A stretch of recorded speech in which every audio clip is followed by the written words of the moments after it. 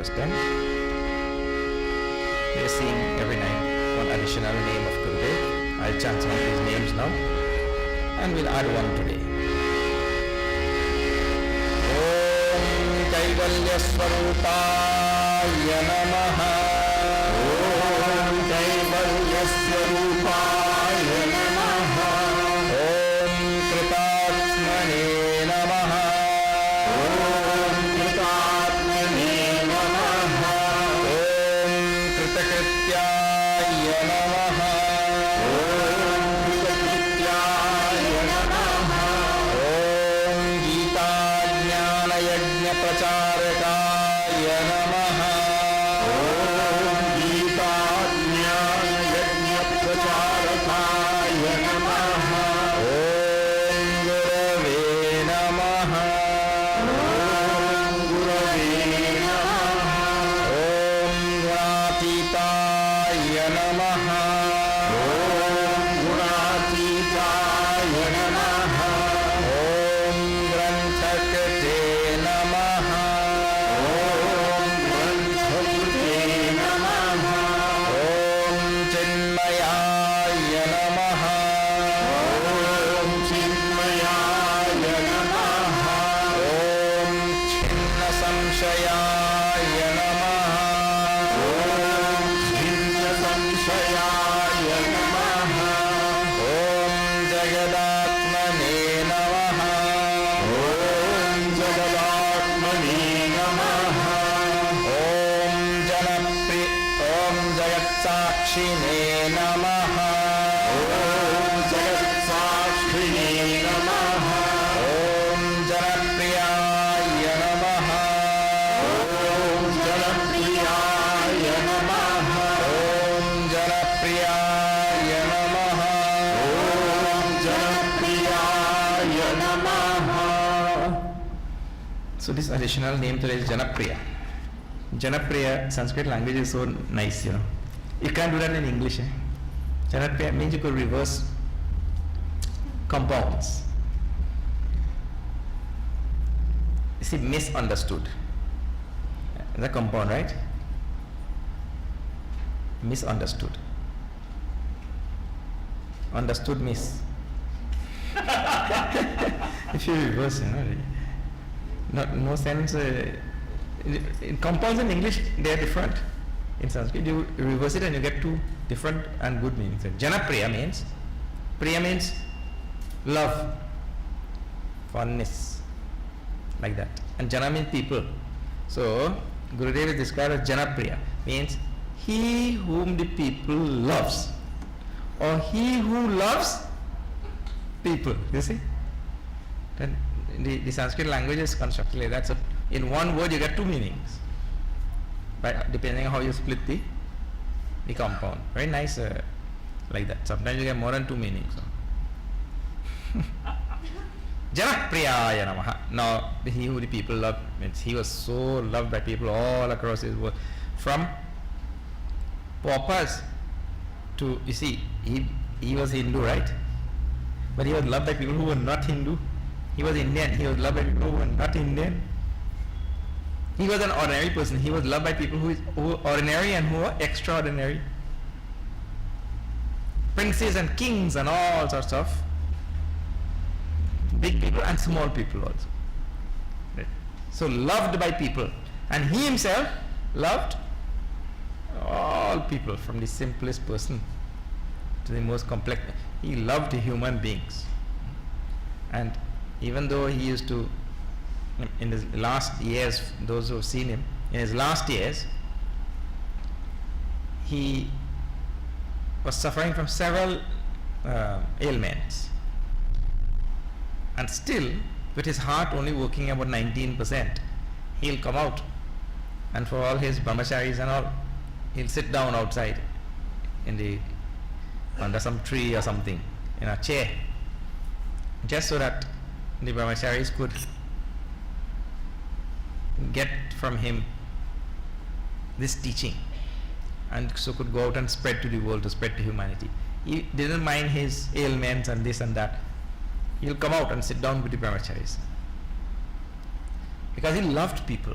So he who is loved by people and he who loves people. And not only love people, but the environment. You know, after he constructed the ashram in Siddhabari, the main ashram and training where we all got training is in Mumbai. Many years later they started an ashram in Siddhabari. And the weather and climate and everything is very nice there, you know. He collected species of plants from all over India. When he'll go someplace, he'll not forget also. Somewhere in Tamil Nadu or somewhere in Andhra Pradesh or Kerala, he'll remember that there's some plant there. And he'll tell somebody who's there, hey, take one of this plant there. He loved plants and loved only not people but plants, because that's the nature of a Mahatma. He loves everything around, and the wind. And though he was a great Jnani, perhaps the greatest Jnani of the last century, still he was a great Bhakta also. He loved all forms of Bhagwan. So right in front of his Kutya in Siddhabari, they made the most beautiful Hanumanji. All forms of, all manifestations of God. People think that Jnanis don't have devotion. It is wrong understanding only. Amazing how. So, Janapriyaya Namaha, salutations to that one who is loved by people, who loves people. Okay. Now, we are seeing Srimad Bhagavad Gita and we have reached chapter 4. For those of you who are joining for the first time, I heard that we stopped at verse 8. 4.8 finish? Finish. 4.8. We'll just chant the first verse of Gita Dhyanam. Om Parthaya Pratibodhitam Bhagavata Narayanena Swayam Vyasena Gatitam Puramunina Madhye Mahabharatam Advaitamritavarshim Bhagavatim Ashtadashaadhyayini Amba Tvamanusantathami Bhagavad Gita Bhavadveshini.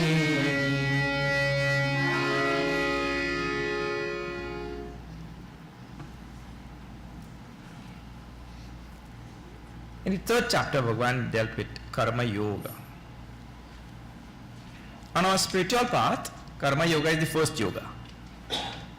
We don't know anything about Bhakti Yoga, Jnana Yoga. And Karma Yoga is the first thing because all of us are active beings. We are active and you know, we have likes and dislikes from very early age. So Bhakti Yoga, just as we have likes, we also have dislike. Little children, you know that. So there is Bhakti in little age. There is no such thing as Bhakti. But a Bhakta is supposed to be free from likes and dislikes. He loves everybody equally. In a young age, I know something as Bhakti Yoga now. He is guided by passion, totally animalistic in his orientation. A child, like all animals. That's selfish also, like all animals. The child doesn't care about, and you have to see that manifesting at a very young age. When the other children come to the house, well, he grab the toy and he hold it there. You know, he make sure that nobody else get that. Make sure that nobody else get that toy. See? So, from that age, the person knows only about action. So he's doing this, doing that, doing the other things. He goes on doing from very, see, when everybody's sleeping, he's sneaking in the kitchen. Everybody's sleeping, he's sneaking in the kitchen there to steal some butter and, well, not butter, that's old time. Milo. Yeah. And Klim. And Cowan Gate. That was the brand in the old days. Cowan Gate. I don't know where is that. How cow related to gate? But the cow gone out the gate. So that time he's doing people sleeping, but he going to sleep. I don't know about you, but the parents used to get real trouble to make me sleep, and then real trouble to make me get up in the morning too. first trouble to make you sleep. Because active, and little children more active. When everybody sit down and we wonder how they have all this energy. That activity is the very insignia of human existence. So from there we have to start, where we are so taken up with so many activities. The karma, activity is karma. So the first stage in spiritual evolution is to really chasten those karmas, to purify those karmas, to do those karmas with the right attitude. Because that's what we do in any karma is what we do all day in any case. We'll see about Bhakti Yoga and that thing after, about learning to love all beings and all creatures, and that will come only with understanding later on. But in these early stages, that's why it is important. It is very, very important. I was telling last night also in that yajna, that parents have to make sure that they give children chores to do. Chores is the introduction of discipline in action. There is no teaching there, it means verbal teaching, but it is the time when you introduce discipline, first thing. Then when you're making children do chores, you introduce discipline because he knows, I have to sweep this porch every day at 8 p.m. That's discipline. He'll be disciplined to be there for that time. Or have to do the dishes after everybody is finished eating. And that is only at a specific time. So discipline will come. So chores is very important. Discipline will come. Second thing, a sense of responsibility will be built in that person. What an amazing thing. In our school, we'll have parents who will bring children and they will boast, this child had nothing to do. As if that is something to boast. And you're a fool, you're making yourself a fool when you say that. That shows you're a totally irresponsible parent who knows nothing about parenting. This child has nothing to do. And you're boasting like that is a good thing to tell.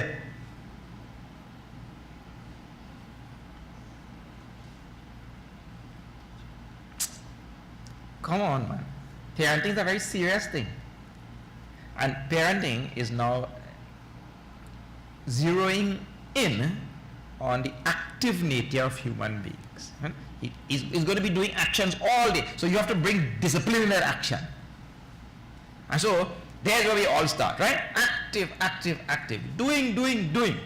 Non-stop human being. That's why you see there's a life getting faster and faster. And down the highway, zoom. We have old time Morris Austin and Cortina and all that kind of. What you want? Zoom. RXM. I the only fast car, no.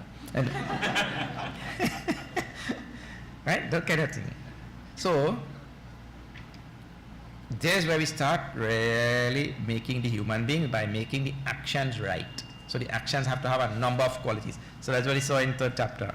The actions have to have a number of things accompanying the actions. Right? Now, suddenly in the fourth chapter, Bhagavan starts saying, but I taught this knowledge to Vivaswan in the beginning. Vivaswan taught to Manu taught to Ikshvaku. And like that, from one king to the next king, it was transferred down. Then you wonder, what do I have to do with karma yoga? Just now you're talking about karma yoga in the whole third chapter, and suddenly in the fourth chapter, he changed the topic like. So sometimes you feel, but this person speaking all over the place. But not like that, eh? Arjuna himself had asked in the third chapter, Prabhu, you telling all about this philosophical outlook on karma and all that kind of thing, and you're supposed to work with this power, this attitude, this understanding, or this vision. When you're working, you have to work with a certain attitude. Is there anybody who would practice this thing? Or do you just tell him theory? There's a difference in theory and practice, isn't it? You just tell him some fanciful theory that really nobody can follow. Like in school when they teach you all kind of thing. Really, that is all fanciful. Hickory, duck, the mouse run up the clock. The clock struck one, mouse run down. Or the cow jump over the moon. Where ever see a cow jump over the moon?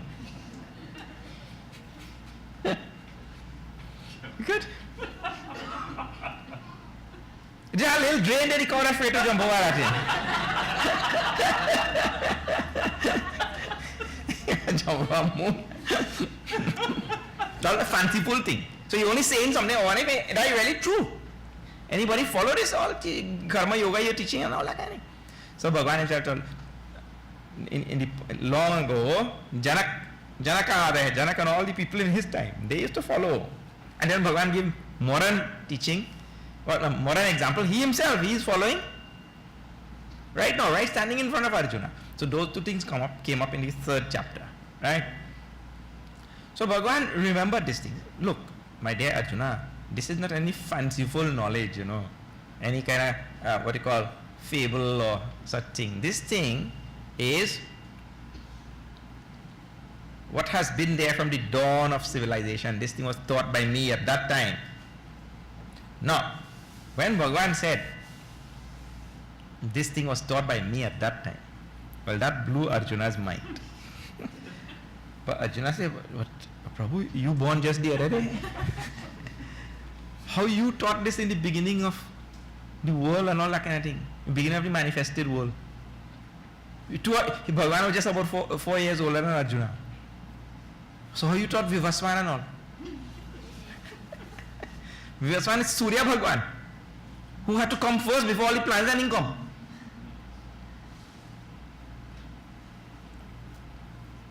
So then the Lord gets an opportunity to introduce at a very fundamental level most wonderful ideas, concepts and guiding principles in Hinduism. In this fourth chapter, you will encounter all the principles of Hinduism. If you really want to know what a Hindu is, you have to study the fourth chapter. And I tell, there are simple things in life which people don't think about. People have all sorts of, fanciful imagination and things in their head. We say that there are different types of human beings in the world. You know that, right? Some people are black, some people are brown, some people are white, some people are yellow, some people are purple. Whatever color is it. Not purple. Nobody purple. Red. Yeah, red and thing. Different type of people it have in the world. Bhagavan made a nice variety in this world, like aloo. How many different type of aloo? Recently we had some people here who have gone on that trip to Peru, On a trip to Peru, we saw they have thousands of varieties of aloo. We only know about 2. With 2, curry aloo and fry aloo.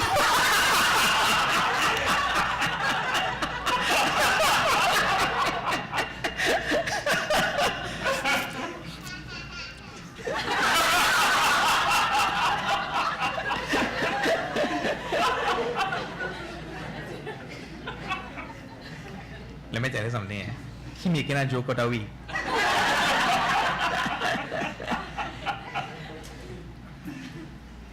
But what a variety Bhagavan has made in this world. It is amazing, astounding. In the very same way, there are different religions, different belief systems, philosophical systems, darshan as we call in Sanskrit. There is no problem with it. The problem comes when one person is standing in one religion, but he is speaking something from the next religion. But then go there. If you are Hindu, these are the principles of Hinduism. This is the belief system. This is the philosophical system. This is the things these are the things that Hindus follow. So nothing is wrong with being there or being here, but you have to be very clear about where you are. Many people are not clear. Do you know? Sometimes you're going someplace, you get lost. So you call the host where you're going. The host say, well, how far you reach? Where are you right now? So instead of he watching the street name or watching anything, he say, Adebari Junction.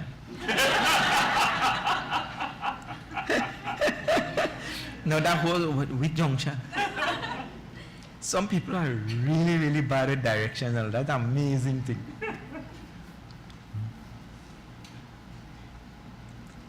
Just come straight when you reach there. And you will see it. Yeah, and you will see it. Yeah. Nobody knows it's there. When you reach where?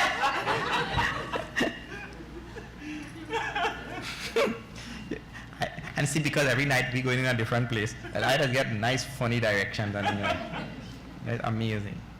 And have some people who, let me tell you something, big, grown parents and grandparents also who don't know left from right. If you say turn right, they turn left. Really, I am amazed.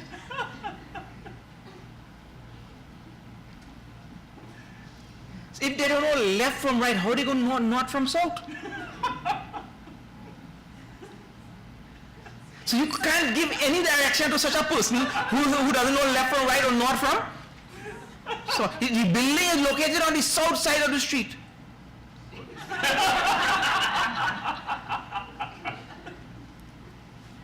Recently I had gone to some place. That lady tell me, when I say I used to live in south. I married and come here in north. When before I remarried, where I live in, the sun is to raise on that side. When I married and come here, I see the sun raise on that side.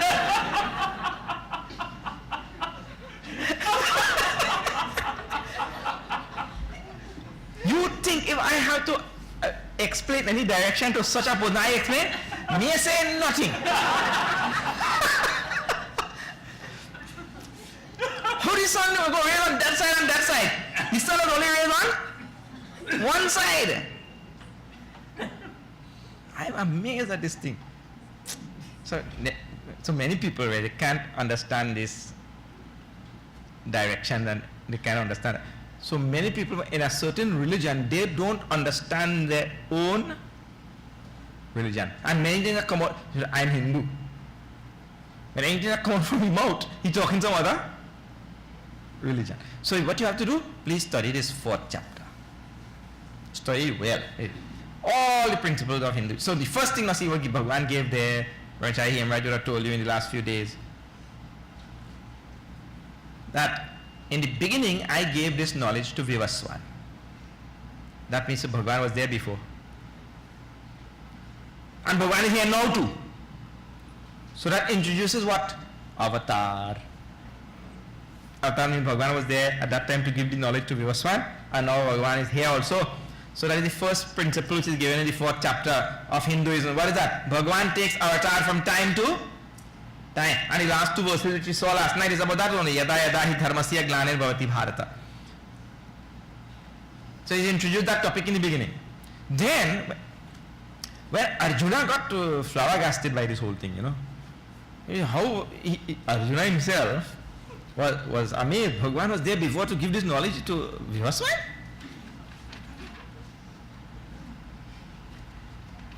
Bhagavan said a very nice thing.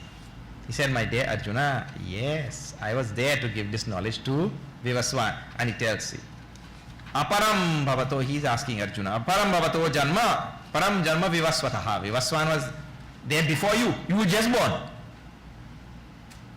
Vivaswan lived to so many thousands and thousands of years before. How you give his knowledge to? Kasameta vijaniyam tamado pruktavaniti. How am I to understand that you gave his knowledge to Vivaswan? And then Bhagavan replied, Are, my dear Arjuna, bahuni me vatitani janmani tavacha Arjuna. This line I quote, you must be hearing me say this thing 1,000 times already, this line. Bahuni me vatitani janmani tavacha Arjuna, tanyaham veda sarvani natvam veta parantapa. I have had countless births I have had. Because the universe is infinite, time is infinite, and so the Lord has taken infinite number of births. Tani aham veda sarva. Tavacha Arjuna, you also have taken countless births. Arjuna. So now what is introduced in that? See, in the topic of avatar, he introduces the second topic there now. You also have taken countless births.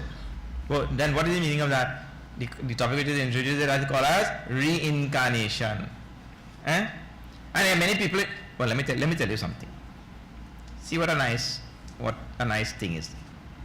In America, the percentage of Hindus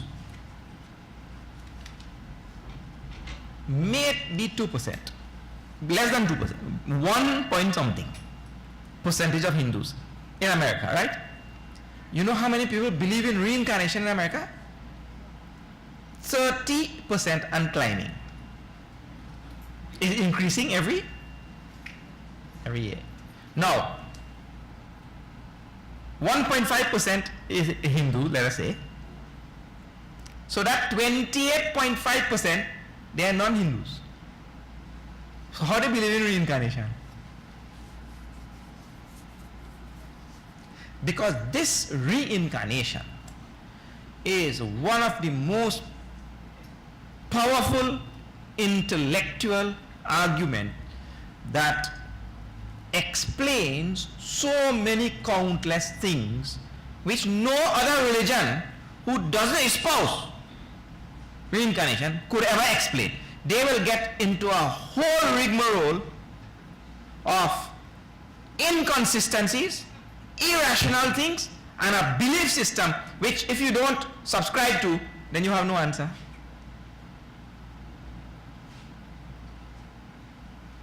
There are so many countless things you will not have answers for. And if you try to find answers, you find stupid, irrational, illogical answers. I'll give you an example. One man came from another religion to see me. So, I said, in your religion, you don't believe in reincarnation, no? He said, no, we don't believe in reincarnation. I said, then how do you explain that at the same time, because God is according to your religion, God is the one who creates and who sends everybody here, right? Yeah. How do you explain God sending one child to be born in the Claxon Bay dump and another child born in Buckingham Palace at the same time?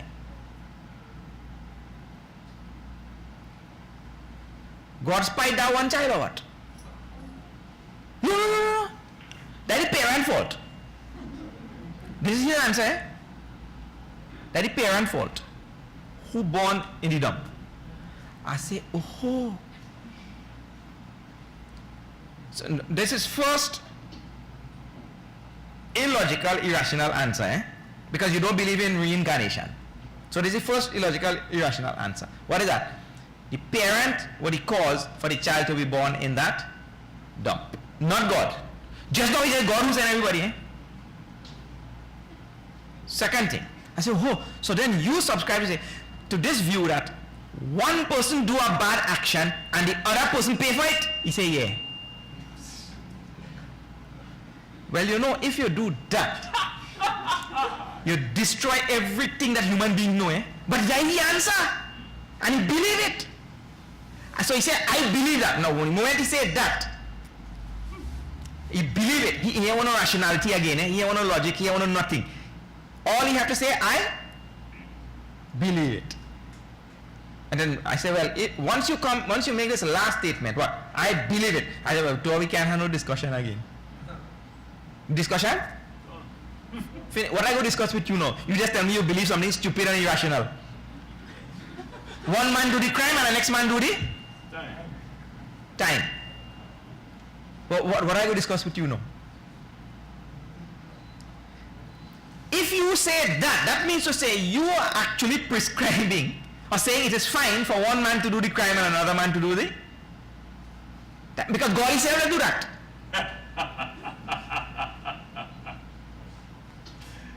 You see? So the moment you relinquish this teaching, and this is not a belief, this is a teaching. It's being given by Bhagwan himself.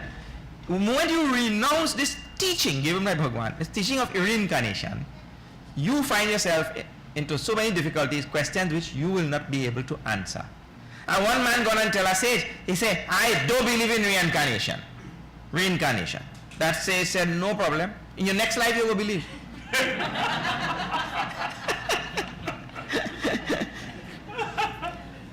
In that, there are two things. One is, sooner or later you will believe.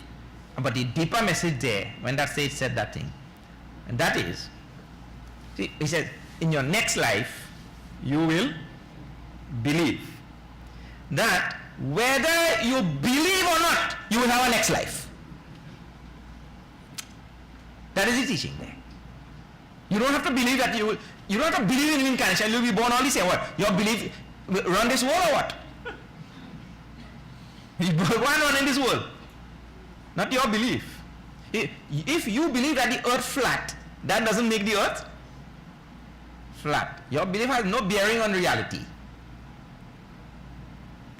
You see? So the Lord is telling countless birds, and it explains all our things so nicely, explains everything so perfectly. But man with his small, little intellect, such small understanding, I tell you, there's koala man a nut, but he brain smaller than a nut. It's amazing thing. He purporting to understand the vast, expansive, limitless Lord and all the things and his rules and all that, and he writes it down in scripture, and he said that is the truth. If anybody disagree with that, kataiosis. Kataiosis means sis means head. See, kataio means cut it out. If he disagree with that, so like suppose you come here and see this Bhagavad Gita is there, but I don't believe in all this reincarnation business. What nonsense thing? Huh?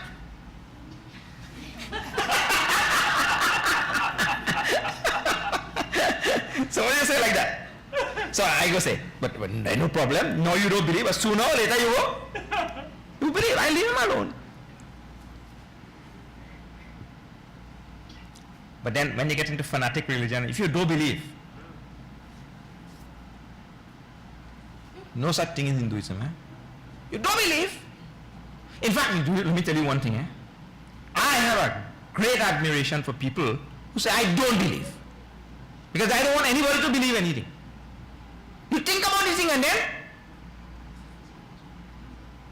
see, my Gurudev started like that.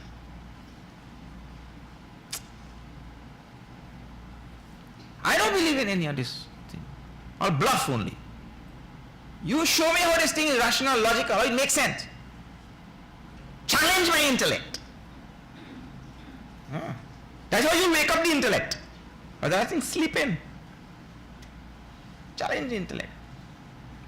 So this idea of reincarnation, teaching of reincarnation, explains so many things wonderfully. So that is introduced there, and Bhagavan now deals with these two topics, reincarnation and avatar. These are the two things which I have dealt with.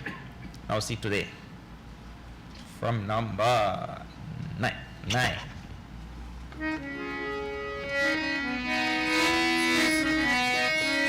Shri Krishna Sharanam Mama, Shri Krishna Sharanam Mama, Shri Krishna Sharanam Mama, Shri Krishna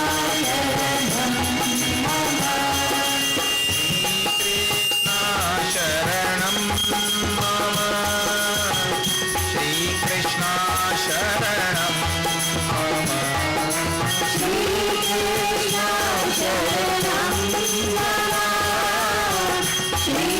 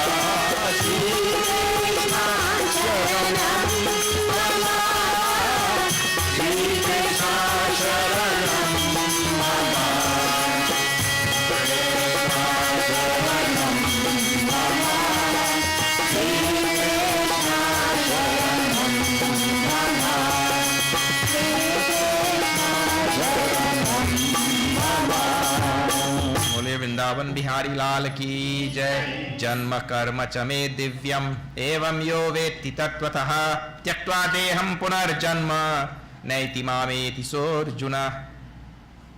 भगवान साहब जन्म कर्म च मे, my जन्म and my karma. Bhagwan's janma means avatar and what he does. Whatever avatar Bhagwan takes and whatever he does, his janma and his karma, they are divyam, divine. Divine means also mysterious here. Divyam, mysterious. It means with our little mind, it will be difficult to understand how the Lord subjugates himself to his own maya and how he takes avatar. This is amazing. Swatma Maya, you saw that, you would have seen that a few days ago also. By his own maya, he subjects himself to his maya. It's amazing. Actually, if you start thinking about avatar, it's amazing for the infinite to finitize himself, if there is such a word.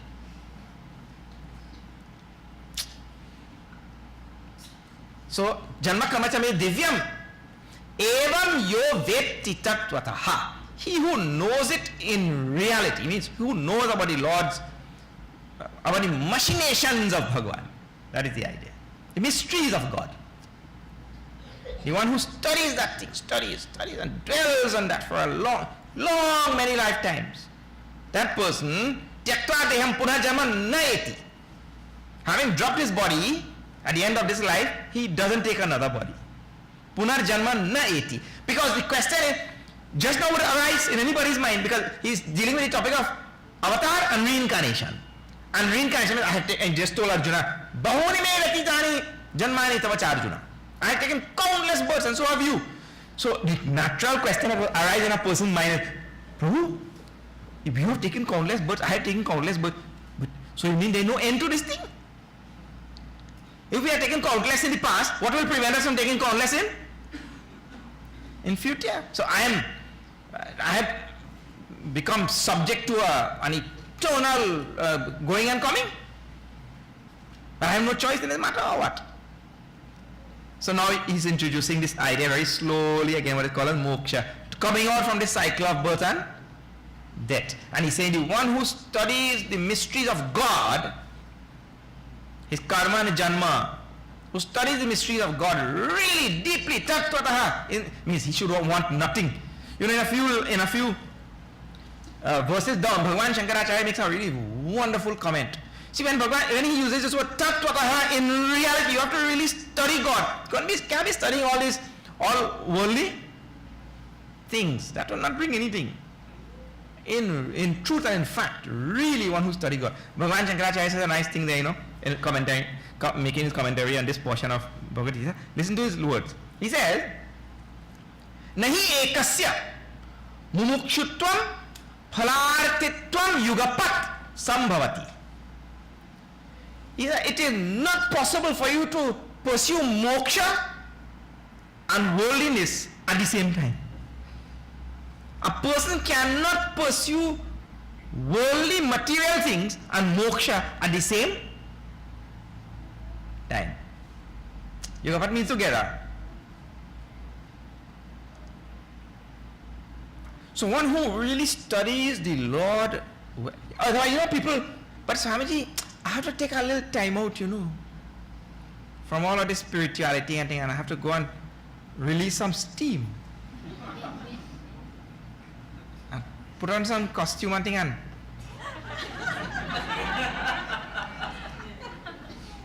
balle.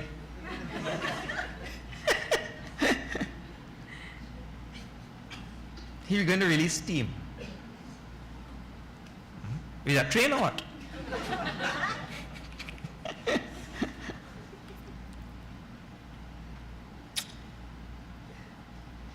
Spirituality, Gurudev used to say, that 24/7 preoccupation.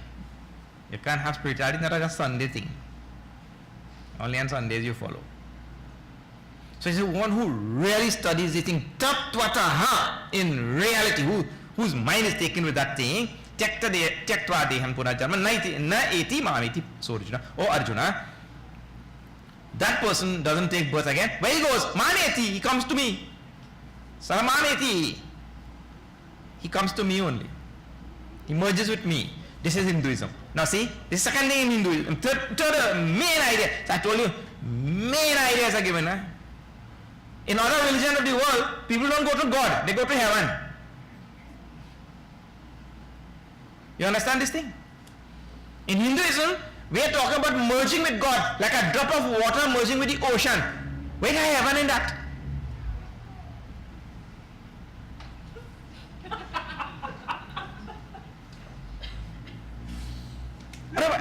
In the beginning I started telling, Hindus also are going to heaven. But you are Hindu? Eh? I know, rest in peace. Rest in peace.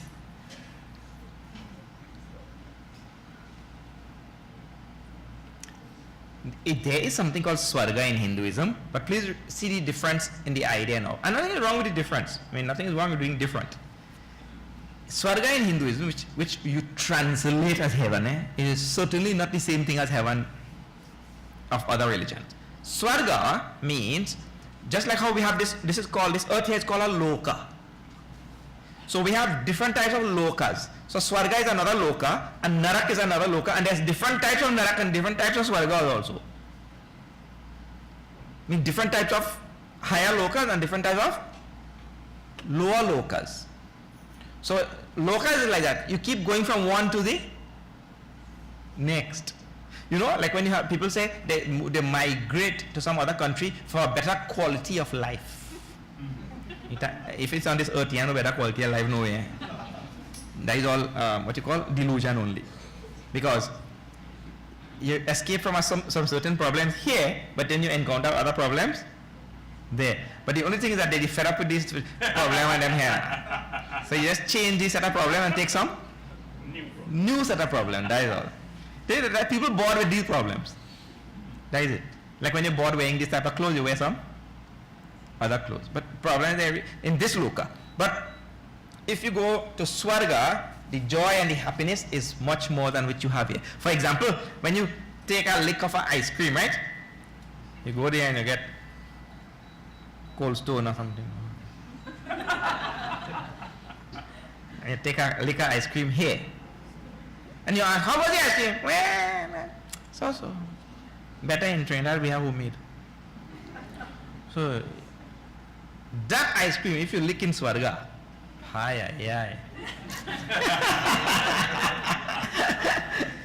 it will be like 100 times more pleasure. That is the difference. Just the pleasure will increase. But you can only go to Swarga after you have done good karma here. But when all your good karmas are exhausted, what will happen? Like if you go with $5,000 to spend in America, and when all your money done finished now, where you go to?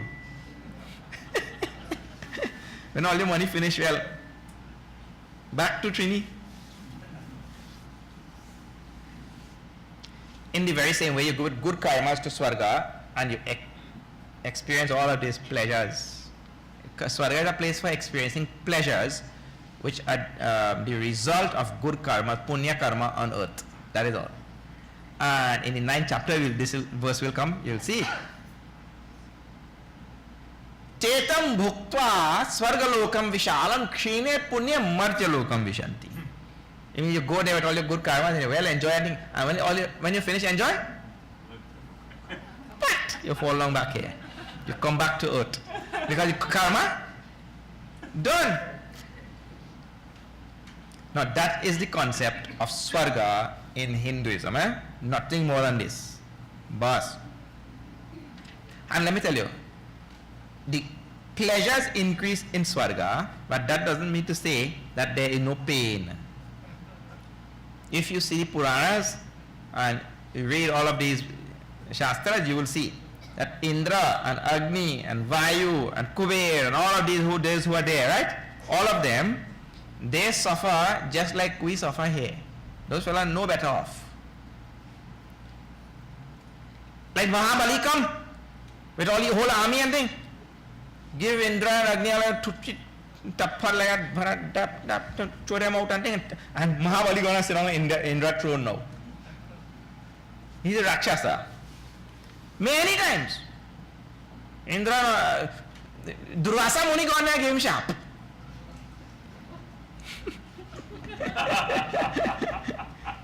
They have trouble. They have trouble just like anybody else. So what do you want to go there for? If you want to go and increase the lick of the ice cream 100 times, well, so this is the idea of Swarga. So we say, no, in Hinduism, we are not seeking, and this is the line here. Bhagavan, that person comes to me, merges with me, mameti, saha, mameti. Oh Arjuna, he comes to me, merges with me, like a drop of water merging with the ocean. Can you ever retrieve that drop of water? Irretrievable. Vitaraga, no. How does this person come to this state? Now some wonderful sadhanas are given in this 4th chapter. Since the idea of moksha and merging with God, this new idea in Hinduism is introduced there. The idea of merging with God and moksha. And how does this moksha take place? He says, Vitaraga vaya krodhaha. That person who has gone beyond raga, dvesha, bhaya and krodha. Krodha means anger. The person who has really conquered likes and dislikes, fears and anger. If you can't conquer these little things, well, forget about merging with Bhagavan. Can't conquer a little anger and fear. And people's fears, all sorts of fears. Amazing. So, one who has conquered, Manmaya Ashrata, a person who is given totally to Bhagavan, taking refuge in the Lord. My only refuge is Bhagavan. I'm not seeking these worldly things. I'm seeking only Bhagavan. And see the next line, my favorite line. And this line is what makes Bhagavad Gita, this 4th chapter, so, it is based on this 4th chapter that Gurudev started all his Gyan Yajnas. See the next line. Bahavaha jnana tapasa puta mad bhavamagata. Oh, what a line it is. Bahavaha jnana tapasa means various countless types of tapas based on Gyan, based on knowledge. Knowledge tapas. Knowledge tapas means what? A simple thing. Knowledge tapas means study the Shastras and understand. Study the Shastras, understand. Study and understand. Study and understand. Jnana tapasa. It's called Jnana tapasa. There are so many other types of tapas. But Jnana tapas is the word Bhagavan uses here. And it says Bahavaha. Bahavaha is plural of plural. Bahu is singular. Bahu is singular. Bahavaha is, you see, Bahu means what? Plenty. Bahu means plenty. And it's singular. In English, what is the plural of plenty? Plenty. In Trinidad, yeah. Plenties! There are no such thing as plenties, isn't it? Yeah. Plentimonias. No. You see, in Trinidad we have, when there is something like that occurs, in Trinidad language we fix that quickly. Plenty. That is plural. But in Sanskrit, Bahu is plenty. Bahavaha is plenties. So, how many different types of Gyan tapas? Lots of Gyan tapas. It means to say you have to be a very, very good student of Shastras and spirituality. Belong to some great tradition and study this Shastra well. Bhavaha Jnana Tapasa. And study and then practice of whatever is studied. Let it come into your life. Bhavaha Jnana Tapasa. What will happen? Puta. Having become purified over many, many lifetimes. Bhavunam Janmanamante Jnanavan Mam Prapadyate. This will come up in 7th chapter again. After many, many births of this Jnana Tapas, that Jnanavan, one who is studying this Jnana, this knowledge, Mam Prapadyante, he comes and merges with me. There that will come. Putam Mad Bhavamagata, he says he comes unto me, merges with me. Ye yatha mam prapadyante tam sathaiva bhajamyaham. As the person worships me, it means to the degree in which he worships me and comes to me, to that degree I also accept. In that way I also manifest to him. In that way I also respond to him, like that. All this meaning is there. Tulsidaji writes the very same thing. Tulsidaji writes the same thing in Ramayana. That this person, see, there's a very nice verse of, see this.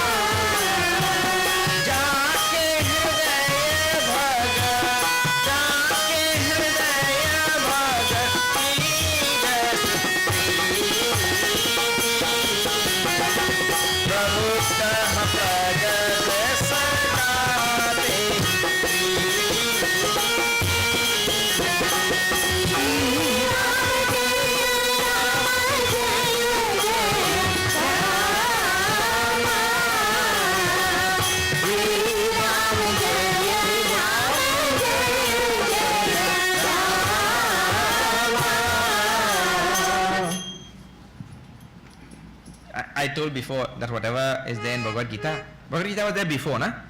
Tulsi Ramayana came later on, much later on. Tulsidas was a very ardent student of Bhagavad Gita. Very great student of Bhagavad Gita. And he has taken all the principles of Bhagavad Gita and he has put them in nice chaupai form. So this verse is telling the same message of that verse. See, Tulsidas. Jake hridaya bhagati jasi priti. As is your love and your understanding of God and your acceptance of however you accept God to be in, how much love you have for God and how much inclination you have for God and all that kind of thing. It's the same thing God has for you, and He'll respond in exactly the same way. In other words, God is just waiting to be invoked in the way in which you want to invoke Him, and He responds in exactly the same measure, in exactly the same form, and all of that same way. That is Bhagavan. How wonderful this Lord is. So here He says, Ye yatha mam prapadyante. Just, this is in Sanskrit now in Gita. Just as you surrender to me, you come to me, you offer yourself to me, in the very same way I respond to you. So suppose you think like Prahlad. Hiranyakashipu asked him, so your God is in this pillar? Prahlad understands that God is everywhere. That is his understanding. That is his acceptance of God. God is present every single place. So since Prahlad accepted like that, Bhagavan manifested from that pillar. So we don't accept it. Bhagavan, come out now. Come out. Because you accept nothing, Bhagavan will come out. the way we accept the Lord responds exactly in the same way. Bhajamyaham mama vartmanu vartante manusya parsa sarvashah. Men follow my path. Now that is also a very deep line, Mama vartmanu vartante manusya parsa sarvashah. All beings follow my ways, whether they know it or not. Everybody is following Bhagavan's ways, whether they know it or not. This is a really wonderful line. See, suppose you're following a next religion, but Bhagavan is the one who is present in all things. He is present there, he is present here.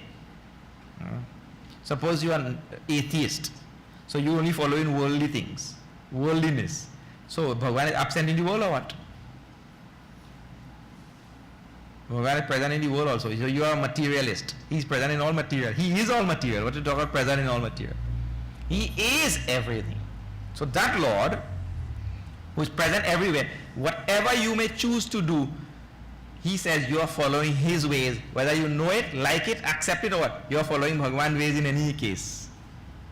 Kanchanta karmanam siddhim yajanta iha devataha chipram hi manushe loke siddhir bhavati karmaja. What is the problem with a human being? The moksha which Bhagavan just talked about, that person coming to me, merging with me, that moksha people don't pursue, because in this world they get taken up with materialism and quickly follow material things. Why? Because when we follow material things, the results fast. The result come very quickly. In spirituality, the result, just now I was telling you, Bahunam Janmanam Ante, after many, many lives, then that person reaches God. Lifetime? Oh, Baap, may I have time for that now? So people like, and that's why, and previous days also I told people like quick fix. Everybody like everything? You must go by the doctor and he must give you one injection and everything gone, everything fixed. 40 years you eating junk food and all kind of crazy thing, and you build up all kind of thing. Then you go by the doctor, he must give you one injection and reverse 40 years of bad living.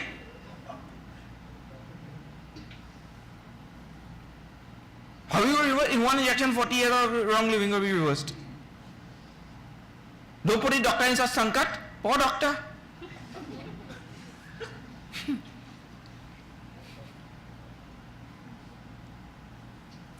So, human beings want that thing to fix right away. So, Bhagavan is telling why here. Because in this, it's in Manushe Loke, this word is used in Manushe Loke. And this is applicable only in this world. Manushe Loke means our world. What happens here? This is called Karma Pradhan Sansar. Tulsidas himself describes that. Here, the laws of karma operate different than the laws of karma in other places. Law of karma means what? Law of karma, many things are involved. Like for example, if you plant peas, you have to wait a whole year to get peas or something, isn't it? Or 8 months or something. So peas will take 8 months. You can't say, well, I changed our law. I make peas in 1 month. Of course, now genetic engineering. Monsanto must be sitting there saying, well, he lied.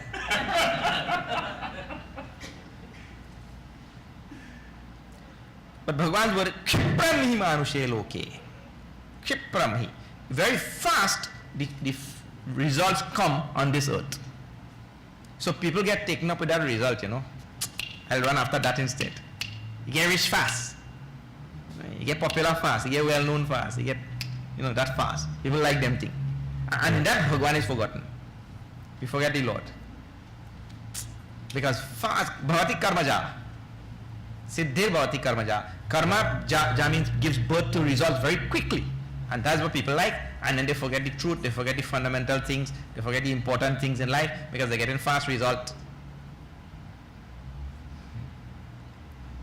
You know that. Oh, that's why you see fast food, drive through,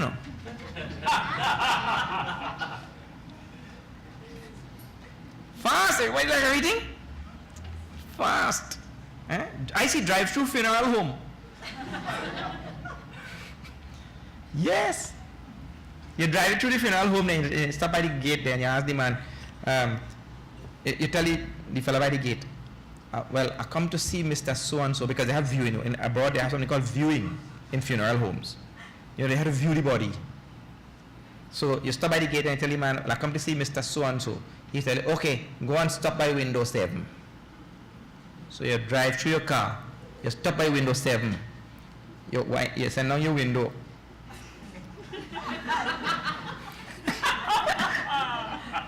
Yeah, he look like himself. Drive through funeral home. You're not joking. Stop by window 7, you view the body there. Because winter time, you can't park up in the parking lot and walk through snow to come to see he. Right? So you ought to avoid all that, you drive through. All right, boy, rest in peace. And you're gone. Fast. Everything fast. And that is what makes the fellow remain a worldly being. One of the things that make him remain a worldly being. Because the result came fast. So when he get a result fast, he gone back for the next one. The result came again, he gone for the next one. And in that he forget God. Alright. Now, Bhagavan introduces a very nice thing. In the next verse, some people say this verse is very cryptic. But it doesn't fit into the whole topic we're going on. Mysterious verse. A verse about Chatur Varnyam, the 4 caste. But I remember I told you that Bhagavan is talking about the basic and fundamental things in Hinduism. So that is just one more fundamental idea in Hinduism. So it fits very well. Don't think that it doesn't fit. That we'll see tomorrow.